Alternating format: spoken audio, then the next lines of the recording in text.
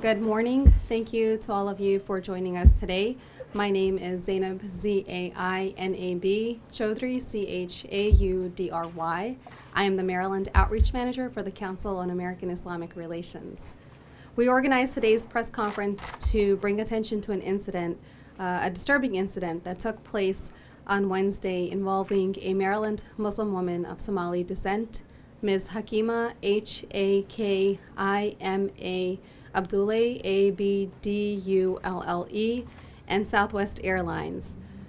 Joining me at today's press conference is Ms. Abdullah's husband, Mr. Abukar Abukar Fidal, Fadaw, who was on the phone with his wife during the incident. He is speaking on behalf of his wife, who is currently in Seattle, Washington. I'm also joined by CAIR's attorney, William Birch.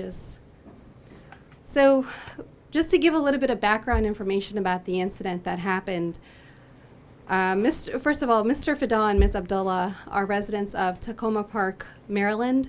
On Wednesday, April 13th, 2 days ago, Ms. Abdullah boarded a Southwest Airlines flight from Reagan National Airport in Washington, D.C., bound for Seattle, Washington, with a layover in Chicago.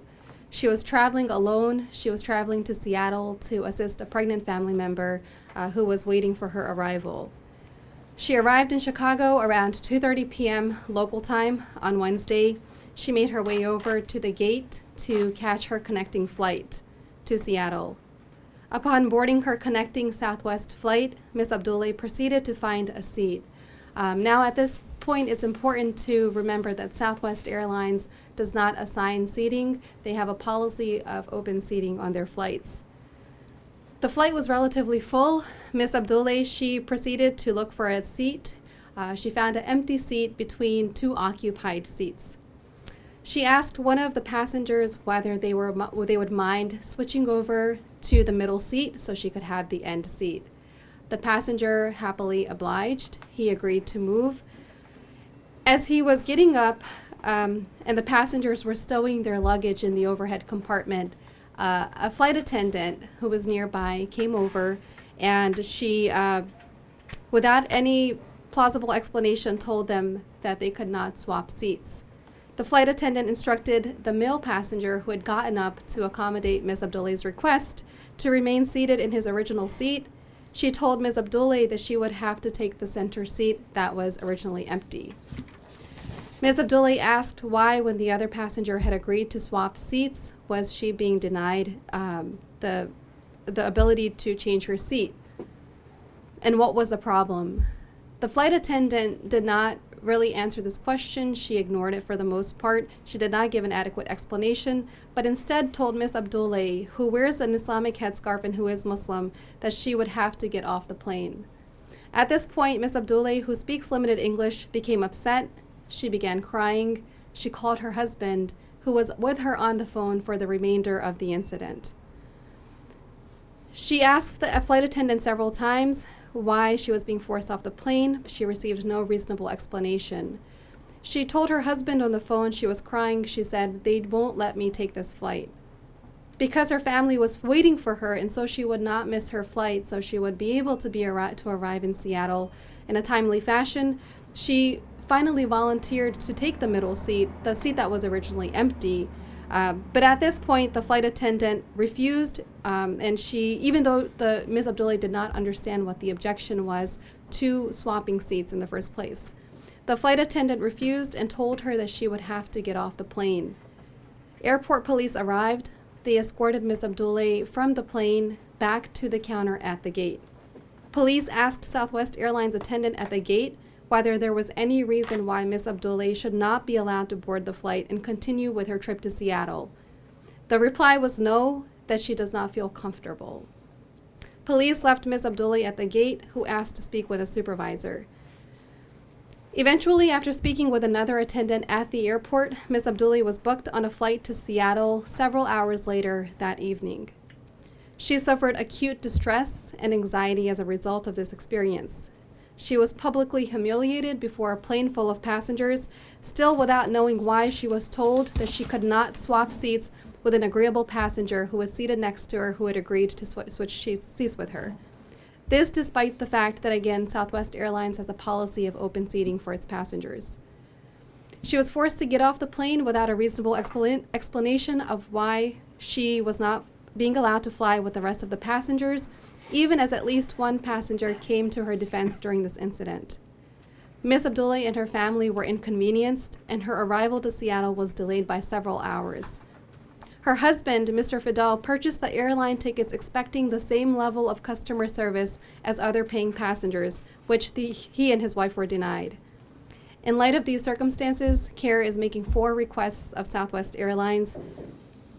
First, we would like to request a prompt and thorough investigation of a possible bias motive for Ms. Abdullah's denial of seat change and subsequent removal from the plane. Next, we would like to arrange a meeting between a representative from Southwest Airlines, Ms. Abdullah, and Mr. Fidel through CAIR to offer the couple a formal public apology. We would like to request Southwest Airlines to respectfully reimburse Ms. Fidel the cost of the round-trip airfare for his wife's trip. And finally, we would like Southwest Airlines to please take any appropriate corrective action and schedule diversity training through CAIR or any other appropriate party, especially for the employees who were directly involved in this incident, to ensure that this does not happen again. At approximately 9 a.m. this morning, CAIR received a response to our request. It was a generic email that basically indicated that Southwest Airlines was conducting an internal investigation and they would respond within 30 days. This is not satisfactory. We are requesting that they respond within 7 days. We thank you for your time. I will now ask the husband of Ms. Abdullah, Mr. Fidel, to please come to the podium and share his thoughts. Good afternoon, everybody. My name is Abukar Abdullah. I'm the husband of Hakim Abdullah. As the person before me just said, my wife traveled from Washington to Washington, Seattle. On her way to change the airplane in Chicago, she was just humiliated because of her religion and the way she dressed, according to the way I see it.